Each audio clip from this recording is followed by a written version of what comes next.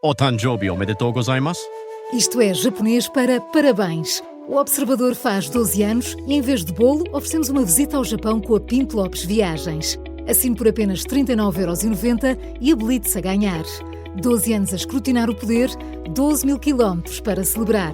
Assine hoje em observador.pt. Arigatou.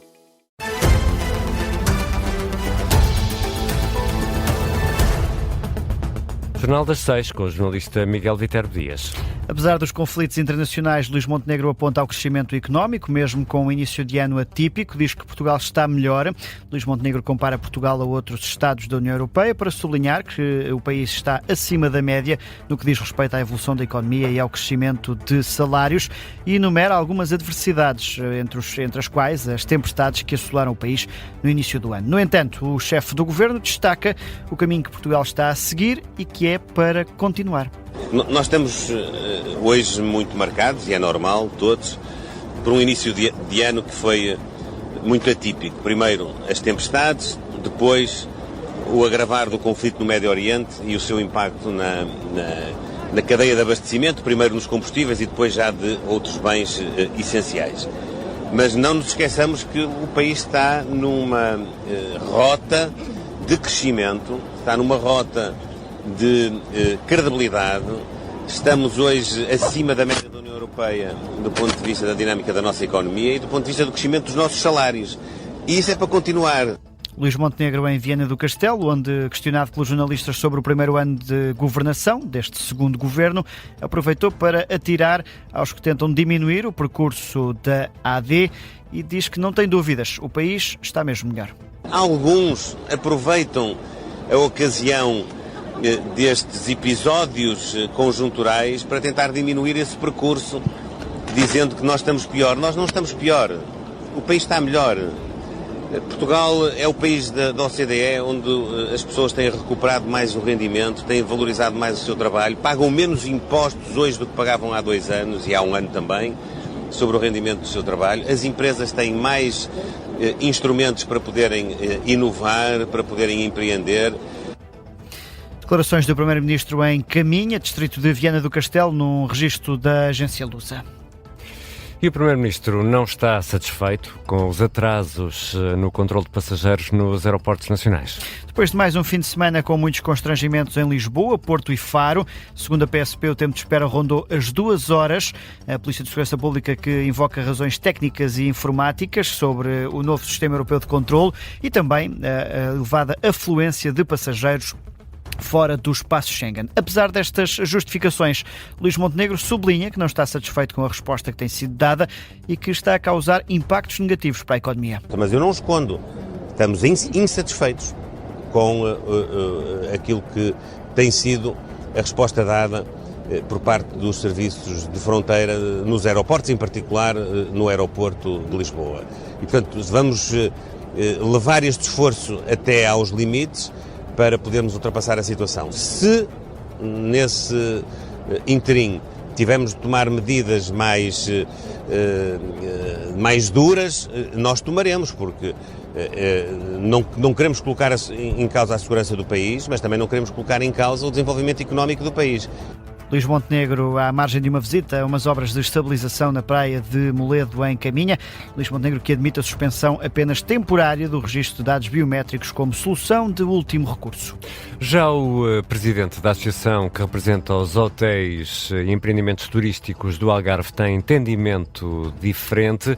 Defende mesmo a suspensão deste sistema eletrónico de controle de passageiros, no mínimo, até outubro. Helder Martins foi ouvido há pouco aqui na Rádio Observador. Diz que deve ser o Governo a tomar esta decisão e não a Polícia de Segurança Pública. O que achamos é que isto não deve ficar ao critério de um qualquer responsável policial, mas deve ser um sistema que funciona por norma e por isso nós fizemos há algumas semanas uma carta ao Primeiro-Ministro, ao Ministro da Administração Interna e ao Secretário de Estado do Turismo a pedir que até outubro fosse suspenso esse sistema, como já aconteceu anteriormente, por exemplo, em Lisboa, até que tudo isto afinasse.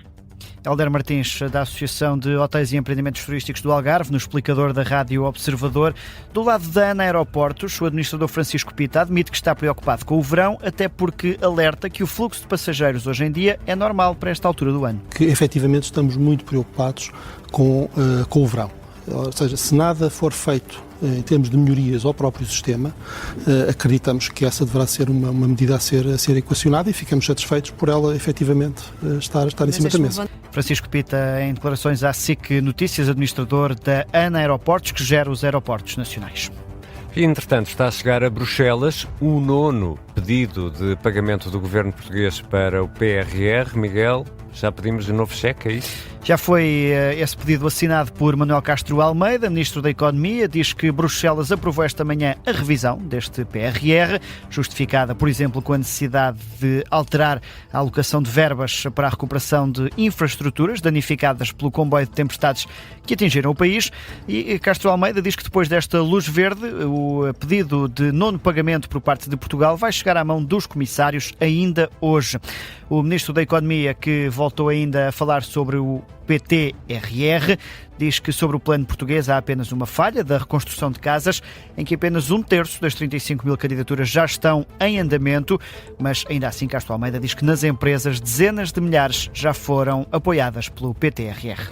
E André Ventura diz que a reação dos outros partidos à proposta de revisão constitucional é já uma vitória para o Chega. Na abertura das jornadas parlamentares, André Ventura afasta o PSD e o PS destas contas, mas diz que ter outros partidos a querer apresentar propostas de revisão da Constituição é sinal que a iniciativa do Chega teve sucesso. O Chega decidiu, mesmo assim, como segundo maior partido do Parlamento, lançar o processo de revisão constitucional.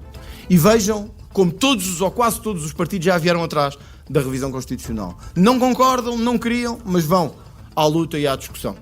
O PCP já disse que vinha a jogo na revisão constitucional, a Iniciativa Liberal já disse que vinha a jogo na revisão constitucional, o Bloco de Esquerda também, e ontem, no Congresso do CDS, tivemos o próprio Presidente do CDS a dizer que virá a jogo nesta revisão da Constituição. Portanto, ainda sem o processo ter terminado, este grupo parlamentar já teve uma grande vitória em lançar um processo de revisão constitucional.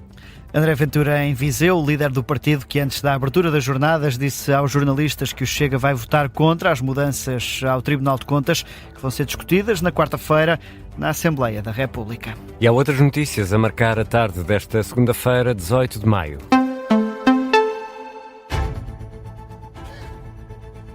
Desde o início de abril foram registados 3 casos de sarampo no concelho de Beja. Foram identificados em adultos entre os 30 e os 55 anos. A Unidade Local de Saúde do Baixo Alentejo confirma também que existiram quase 500 contactos de risco.